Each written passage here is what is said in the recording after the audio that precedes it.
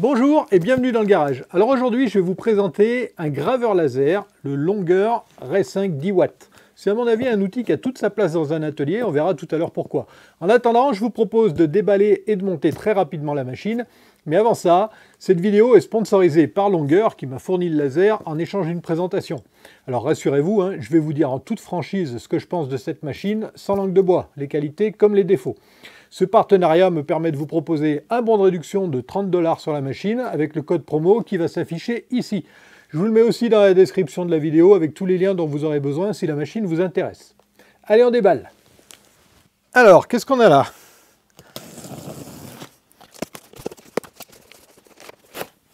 Alors déjà, c'est très bien emballé.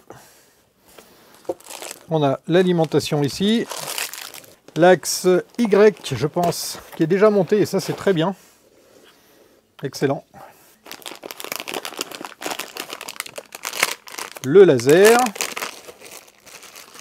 la quincaillerie, le panneau de commande, l'armature et les pieds. Alors déjà c'est hyper qualitatif en termes de finition, on est vachement bien. Voilà, donc tout ce qui était dans le carton, c'est maintenant ici sous vos yeux. Donc on a le châssis qui est constitué de 4 profilés alu, qui va être très vite monté, je pense. L'axe Y qui va être monté encore plus vite parce qu'il est déjà monté, et ça c'est vachement bien, je l'ai déjà dit. Ici on a 3 pieds, pourquoi seulement 3? Parce que le 4e c'est le module de commande qui est là. Et, chose vachement bien, on a la quincaillerie dans 5 sachets étiquetés étape 1 à étape 5. Ça c'est pratique. Les courroies pour faire les déplacements. Et ça, donc c'est important, ça c'est une pige qui va permettre de régler la hauteur du laser pour pouvoir faire la focale. Ici, on a une carte micro SD, et ça c'est pratique, qui va nous permettre de balancer du code dans la machine avec un adaptateur USB. Un peu d'outillage pour le montage de la machine, donc des clés hexagonales et une clé plate. Un pinceau, je me demande à quoi il va servir, peu importe. Quelques circlips. On a 3 feuilles. Je dis des feuilles parce que c'est pas épais, ça doit faire 1 mm, donc 3 feuilles de bois pour faire des trucs, des essais par exemple, on va s'en servir. Et la tête laser, bien évidemment, l'alimentation, un câble USB et surtout des lunettes. Voilà. Et puis on a aussi la notice. Alors la notice, c'est une feuille A3, pas plus, elle est en anglais, mais je crois que dans la carte USB, on a des liens vers une notice plus complète et peut-être une notice en français, je vais vérifier, je vous dirai ça tout à l'heure. Allez, on passe au montage. Alors d'abord, on monte le châssis avec 4 équerres et 4 vis. On monte le chariot sur le châssis, puis on fixe la butée qui empêchera le chariot de sortir. Ensuite, on visse les 3 pieds et le module de commande.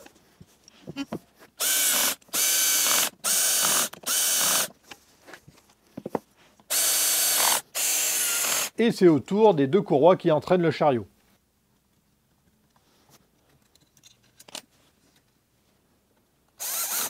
Elles sont fixées par 4 vis, c'est simple et efficace.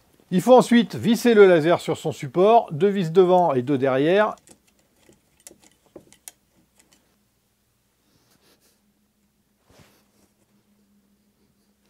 Et il ne reste plus qu'à câbler les moteurs et le laser.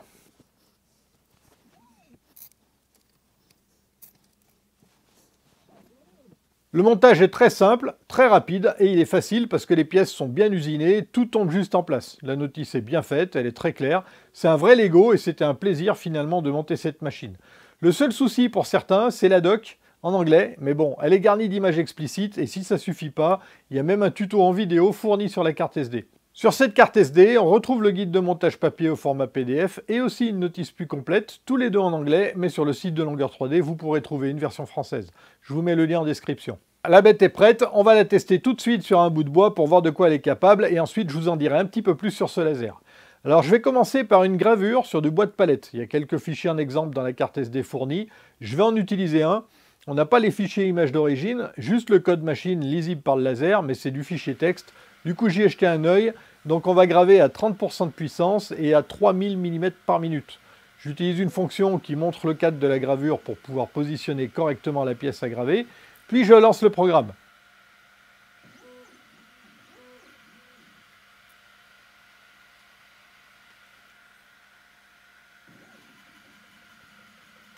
Là, on est en temps réel pour que vous vous rendiez compte de la vitesse de gravure, mais je vais accélérer. Le temps de gravure réel de l'image est de 2 minutes 30.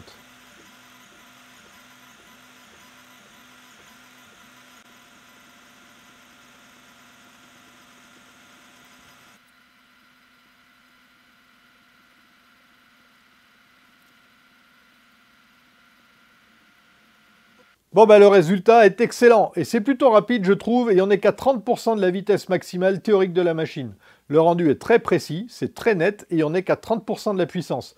Donc la machine en a sous le pied. On va maintenant tester une découpe et pour ça je vais utiliser le même bois. L'épaisseur est de 10 mm. Je vais découper le logo de la chaîne. Pour ça la machine est programmée pour graver à 100% de la puissance à une vitesse de 100 mm/min. Le laser va faire 2 passes, il va brûler fort et se déplacer lentement. Donc normalement, il devrait venir à bout des 10 mm d'épaisseur sans problème.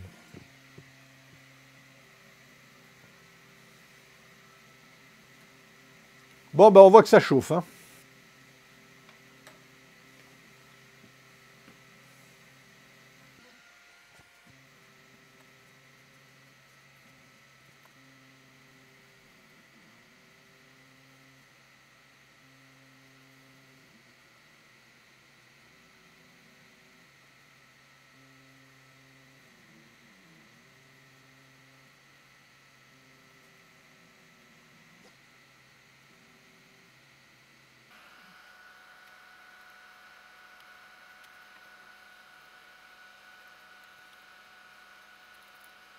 Et voilà, encore une fois, c'est impeccable. La précision est redoutable. Ça va être très pratique, ça, pour préparer des gabarits ou des montages d'usinage pour la défonceuse.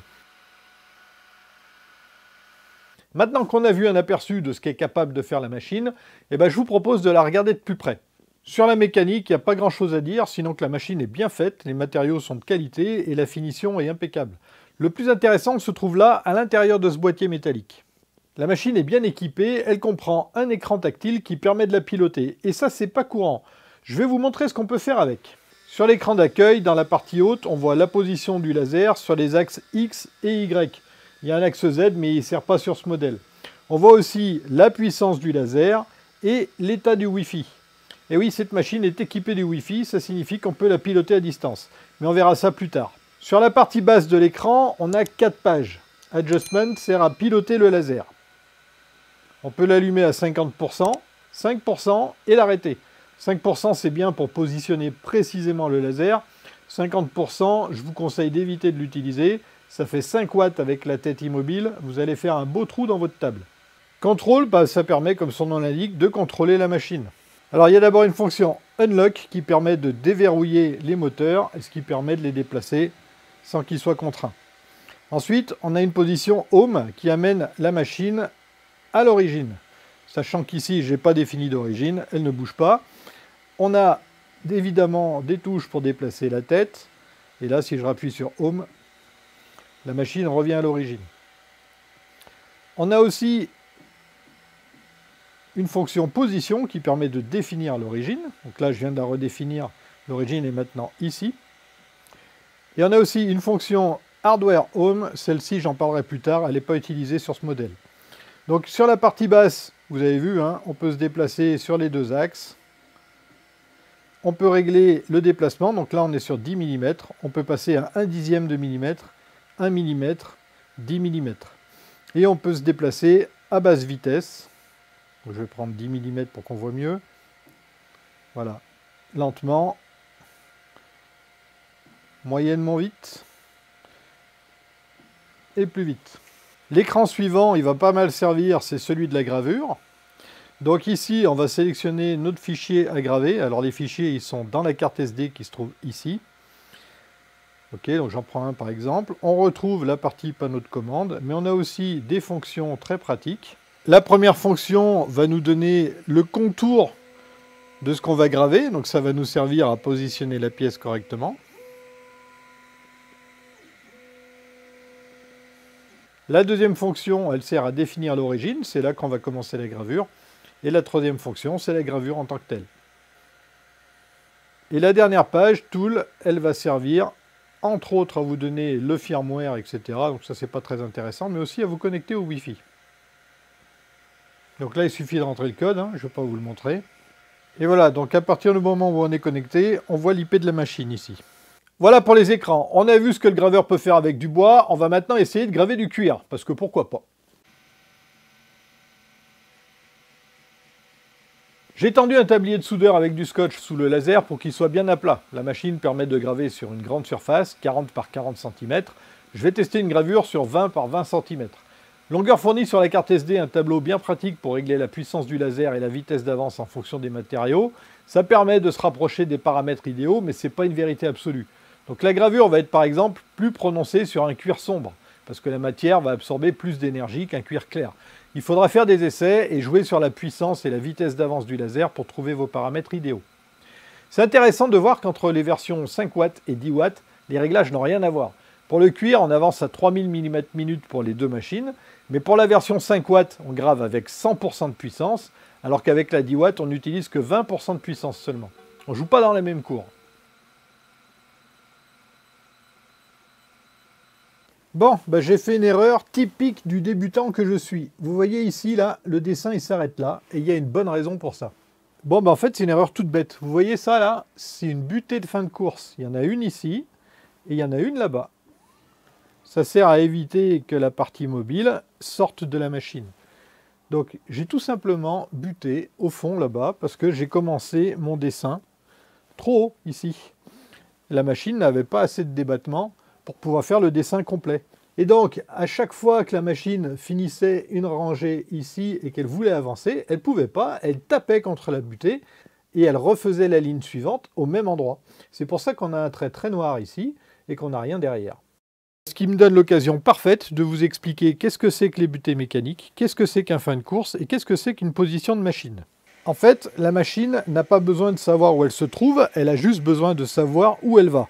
C'est-à-dire qu'on va lui donner des instructions pour se déplacer, par exemple, de 10 mm sur la droite, comme ici. Elle serait ici, elle recevrait la même instruction, et elle ferait la même chose, sauf qu'elle ne part pas du même endroit. Donc elle ne sait pas où elle se trouve. Maintenant, on peut lui donner une position d'origine, c'est-à-dire que sur cette machine, je vais la mettre tout à fait en bas et tout à fait à gauche, et je vais appuyer sur position ici. Donc là, j'ai défini un 0. Maintenant, si je me déplace sur un axe, puis sur l'autre, je peux lui dire « reviens au 0 » avec la fonction « home ». Il va savoir à quelle distance il se trouve sur tous les axes par rapport au point de départ. Et donc, il sait y revenir. Sur certains modèles de machines, il existe des capteurs fin de course, des interrupteurs en fait, que la machine vient actionner quand elle arrive en position de fin de course. Et la machine a une fonction qui sert à s'initialiser toute seule. Elle va chercher à se déplacer jusqu'à ce qu'elle rencontre le fin de course et elle saura où elle se trouve. Alors cette fonction, elle existe sur la machine, c'est le H-Home, le Hardware Home, mais il n'y a pas de fin de course de câblé, donc elle ne sert à rien. Donc, si je fais ça, ça ne sert à rien, il me le dit, il n'y a pas de fin de course. Et donc l'erreur que j'ai faite, c'est d'expliquer à la machine que son 0, il était là, au lieu de lui dire qu'il était là, et qu'en fait j'aurais dû mettre la machine comme ça. Bon, par contre, ça ne change rien au test, hein. On voit qu'on peut très très bien graver sur du cuir, le résultat est nickel. Ça, je m'y attendais, mais franchement, c'est sympa. Le seul inconvénient, par contre, c'est que ça sent très mauvais, ça sent le cochon grillé. Donc, il va falloir aérer. Hein. Bon, depuis le début de mes essais, j'ai mis, pour protéger mon établi, un carreau de carrelage à l'envers. Et on voit que le laser l'a gravé sans problème. Donc, ça m'a donné une idée. On va essayer de graver de l'ardoise. Alors, il existe plusieurs façons de piloter le graveur. Pour l'instant, j'ai utilisé que le boîtier. Et en fait, là, je vais faire différemment pour vous montrer. J'ai relié un ordinateur avec un câble USB à la machine. Et ça, c'est le processus le plus standard, celui qu'on trouve sur toutes les machines. Ce boîtier, c'est un vrai bonus et c'est un vrai avantage dans l'atelier. Donc là, sur le PC, j'ai installé Laser GRBL, qui est un logiciel gratuit, qui est fourni d'ailleurs avec la machine. Mais je vais passer rapidement parce que ce n'est pas le sujet de cette vidéo. Donc je vais déjà me connecter à la machine. Voilà. Et à partir de là, je peux tout à fait déplacer la machine sans problème. Donc je vais commencer par me positionner à peu près où je veux. Donc je vais me mettre sur un coin. Alors je peux aussi le faire à la main, hein, comme ça. On va dire que le coin est là. Et donc je peux dire à la machine que mon 0 c'est ici. À partir de ce moment-là, si je me déplace et que je rappuie sur origine, je me ramène ici. À partir de là, je vais faire la commande de contour pour savoir où graver.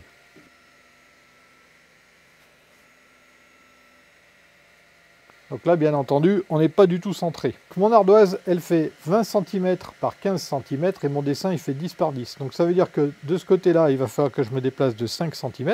Alors je vais essayer de le faire avec le boîtier de commande parce que je ne sais pas si on peut toujours le faire si on est connecté. Eh bien, on peut le faire. Voilà, donc je me suis déplacé d'exactement 5 cm. Et maintenant, donc j'ai 15 cm là, donc il faut que je monte de 2 cm et demi, donc 1, 2 et 5 mm. Voilà, à partir de là, je définis que ce point-là, c'est mon origine. Je vérifie, je me déplace, je reviens à l'origine et c'est bon. Si je relance la fonction de cadre,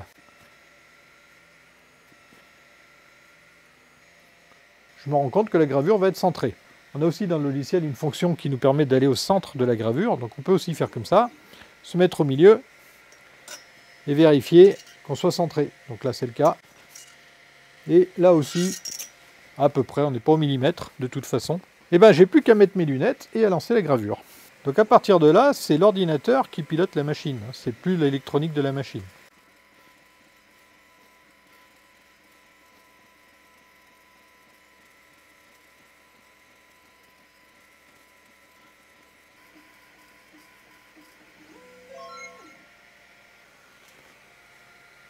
Oh waouh!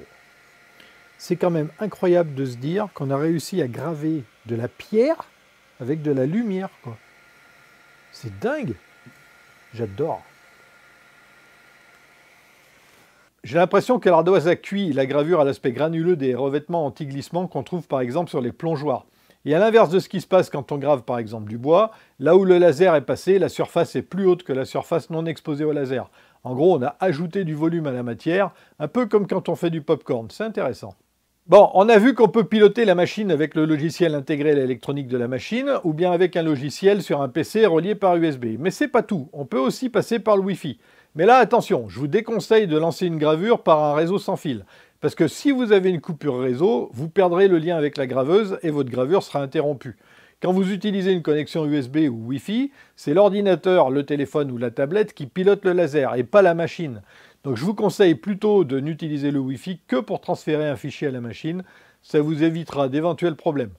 Pour piloter la machine, je vous conseille soit de passer en mode local avec le programme sur la carte SD et le panneau de contrôle, soit une connexion par port USB. Je vais quand même vous montrer le mode Wi-Fi. Alors on est dans le garage, alors je vais utiliser mon téléphone portable comme une box en partageant une connexion. Je connecte la machine au Wi-Fi et je vous montre. La machine intègre un serveur web avec une appli très pratique pour s'y connecter. Il suffit d'un ordinateur ou une tablette ou un smartphone connecté sur le même réseau Wi-Fi que le laser. Et dans un explorateur web, vous tapez l'IP du laser. Vous trouverez l'IP dans l'écran Tools de la machine, comme on vient de le voir. Alors on peut envoyer des ordres à la machine, mais c'est plutôt lent, c'est pas très réactif. Et c'est aussi pratique de passer par le boîtier de commande. On a accès à la carte SD, et ça c'est pas mal, parce qu'en fait, on a accès à cette carte SD ici, dans le boîtier. Et d'ici, donc depuis le téléphone, on peut lancer une gravure à distance, donc sans contact. C'est plutôt pas mal, c'est pas très intéressant parce qu'on peut faire exactement la même chose avec le boîtier de commande. Et pour que l'application soit intéressante, à mon avis, il faudrait une fonction supplémentaire, celle de pouvoir transférer des fichiers sur la carte SD. Mais c'est pas possible malheureusement. Alors il y a aussi une appli dans l'App Store, vous cherchez MKS Laser. Et là c'est mieux, c'est plus le petit processeur du laser qui va gérer l'appli, mais c'est votre téléphone. Ça va plus vite et c'est beaucoup plus efficace. Il faut d'abord se connecter à la machine. Et à partir de là, on peut la contrôler sans souci. On va aller plus vite, tac, et on va faire des plus grands déplacements pour que vous voyez mieux. Donc l'appli permet de commander la machine. On retrouve toujours les mêmes fonctions de base que sur le laser. On peut choisir un fichier à graver et le graver. On peut aussi utiliser des clip arts qui sont prédéfinis, mais il n'y en a pas 36 et je n'ai pas trouvé comment en rajouter. Et on peut aussi créer des trucs à partir par exemple d'une photo, ajouter du texte, des choses comme ça, et puis le graver. Bon, on a réussi à graver de l'ardoise, c'est franchement pas mal. Je vais maintenant essayer de l'acier. Alors je vais utiliser cette vieille lame de scie pour voir ce que ça va donner. À mon avis, si ça fonctionne, on va pas voir grand chose parce que c'est de l'acier trempé. On verra bien. Le but cette fois, c'est de graver le matériau le plus dur que j'ai dans l'atelier.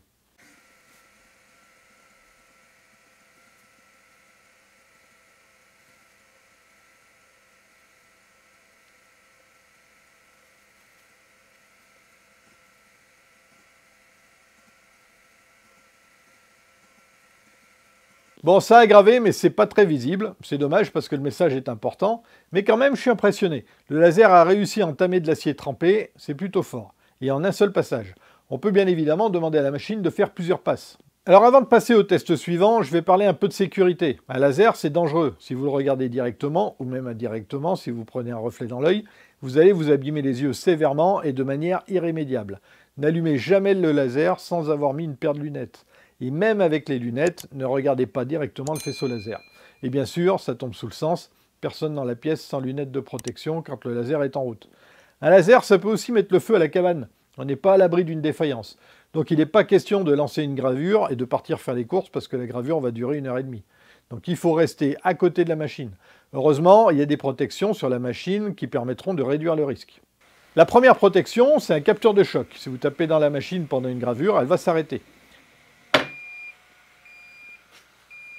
La deuxième protection, c'est un capteur de flamme. Ici, derrière le boîtier de commande, il y a une diode qui balaye la surface où se promène le laser. Si une flamme apparaît, la machine s'arrête et vous alerte. Il y a une troisième protection qui va éteindre le laser s'il reste immobile pendant 15 secondes. Ça, c'est utile si vous avez allumé et oublié le laser, si vous avez un bug dans un programme de gravure, ou alors si vous avez une courroie qui casse, par exemple. Mais vous comprenez bien que ces protections ne serviront à rien si vous n'êtes pas à proximité de la machine. Et puisque vous devez rester là pendant la gravure, il y a un autre danger. Le laser brûle tout et dégage des particules minuscules qu'il vaut mieux éviter de respirer. Pour ma part, je vais faire un caisson pour éviter la propagation des particules. Je vais l'équiper d'un ventilo et d'un tuyau pour rejeter ces particules dehors. Ça protégera aussi le laser de la sciure de l'atelier et ça, c'est pas un mal. Alors attendons-nous bien, hein. Je ne suis pas en train de diaboliser la machine, mais il est important de parler de sécurité avant de s'approcher d'un laser. C'est une machine formidable qui permet de faire beaucoup de trucs sympas. On peut graver plein d'autres matières, la céramique, plein de métaux différents, certains plastiques, les tissus, le verre et même la nourriture. Hein. Si ça vous dit de personnaliser des macarons ou une côte de bœuf, eh ben c'est possible. Je vais vous montrer qu'on peut aussi graver des photos, et puisque sur cette chaîne on joue avec des bouts de bois, on va encore une fois graver sur du bois. Ensuite on passera au bilan.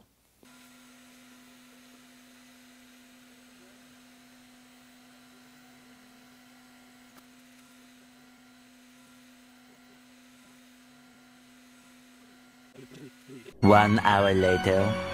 Bon, la gravure de la photo sur du bois de palette, c'est pas concluant. La machine n'est pas en cause, hein. C'est moi qui maîtrise pas encore tout. Les résultats d'une gravure dépendent de beaucoup de paramètres. La qualité du matériau sur lequel on grave, sa couleur, plus il sera sombre, plus le laser sera efficace. La vitesse de déplacement du laser, la puissance du laser, et aussi pour une gravure, les paramètres de contraste et de luminosité qu'on va donner au programme pour convertir la photo ou l'image en un programme compréhensible par le laser. Alors là, clairement, le bois est trop clair. J'aurais dû augmenter la puissance du laser et peut-être diminuer la vitesse. Mais regardez bien. J'ai gravé la même photo avec exactement les mêmes paramètres sur du médium. Et là, on voit que le résultat est bien meilleur. On distingue le détail des feuilles et des nuages. C'est nickel. Donc oui, c'est possible de graver une photo sur du bois. Il faut par contre jouer sur les paramètres pour obtenir un bon résultat. Allez, on passe au bilan. Eh bien, le bilan, il va être facile à faire cette fois-ci. Un graveur laser, c'est génial. C'est un petit peu comme une imprimante qui peut imprimer sur n'importe quoi. On peut faire tout un tas d'objets sympas, les possibilités sont infinies. Je peux vous garantir que celui-là, il ne va pas chômer. Ce modèle, donc, il reprend les standards des graveurs du moment. Il peut graver sur une surface de 40 par 40 cm, ce qui permet pas mal de choses déjà. Il a un moteur pas à pas par axe et un entraînement par courroie, ce qui est largement suffisant pour un laser puisque le déplacement se fait sans contrainte mécanique particulière. Pas comme une CNC qui va promener une fraise dans de la matière.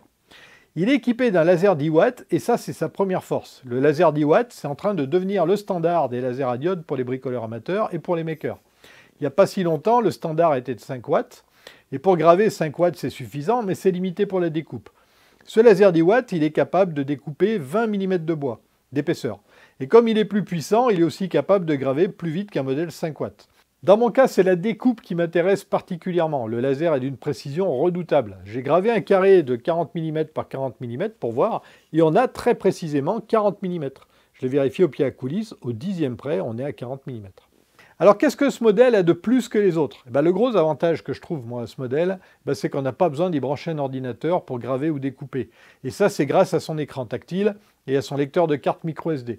On aura toujours besoin d'un ordinateur pour préparer les fichiers de gravure et de découpe, mais ensuite, vous mettez le fichier à graver dans la carte SD et grâce à l'écran, vous pourrez directement passer des commandes pour piloter le laser et faire vos découpes. Donc dans mon cas, c'est un vrai plus, parce que dans le garage, il y a toujours de la sueur, et je vais éviter d'y apporter un ordinateur. Au niveau du laser, il y a aussi des avantages sur ce modèle. La focale est longue, et c'est un bon point. Sur le modèle 5 watts, la focale est de 30 mm. Sur celui-ci, de 10 watts, donc, elle est de 50 mm. Ça veut dire que le laser fait son focus sur une distance plus grande et donc que le faisceau forme un cône plus étroit. Et bien oui, contrairement à ce qu'on peut croire, le rayon laser d'un graveur, il est conique et il doit se concentrer à la surface de la matière à graver ou à découper. C'est pour ça qu'il faut régler la hauteur. Et un cône plus fin, ça signifie qu'on pourra couper plus profond. Alors sur le papier, le rayon laser sur ce modèle forme un point de 6 centièmes de diamètre contre 8 centièmes en moyenne habituellement. Donc à puissance égale, en théorie, le longueur R5 10 watts est plus efficace. Mais ça, je ne peux pas le vérifier. Alors, est-ce que je valide ce laser? Eh bien oui, bien sûr, mais il n'est pas parfait. Il lui manque des capteurs de fin de course. L'avantage de ces capteurs, c'est de pouvoir reprendre une gravure interrompue, même si la tête a été déplacée. Il lui manque aussi l'option d'air pulsé. C'est un système qui souffle de l'air là où le faisceau attaque la matière. Ça permet de réduire, voire de supprimer complètement les marques de brûlure sur la pièce gravée. Ça améliore sacrément les gravures. C'est une option qui va vite devenir un standard, je pense. Alors, Longueur propose un kit air pulsé pour cette machine, mais c'est une option.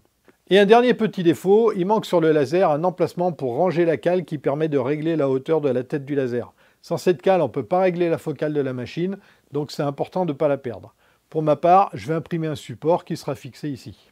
Alors certains vont peut-être se dire qu'un graveur laser n'a rien à faire dans un atelier bois. Eh bien écoutez, c'est pas mon avis. Pour moi, il a toute sa place. Ce graveur-là, il y est. Il va y rester parce qu'il va m'être très utile, ça j'y suis persuadé. Au même titre qu'une CNC pourrait être utile, au même titre qu'une scie électrique aujourd'hui est utile alors qu'avant on avait des scies à main. C'est l'évolution classique, je pense, du bricolage, de l'outillage, de la menuiserie, etc. Voilà, donc si ça vous intéresse vous aussi, je vous rappelle que vous avez droit à une réduction, je vous mets tous les liens dans la description pour ça, il y a un coupon que je raffiche ici et que je mets aussi dans la description. Et puis voilà, c'est tout pour cette fois, donc je vous souhaite de bons bricolages et je vous dis à la prochaine dans le garage. Bisous!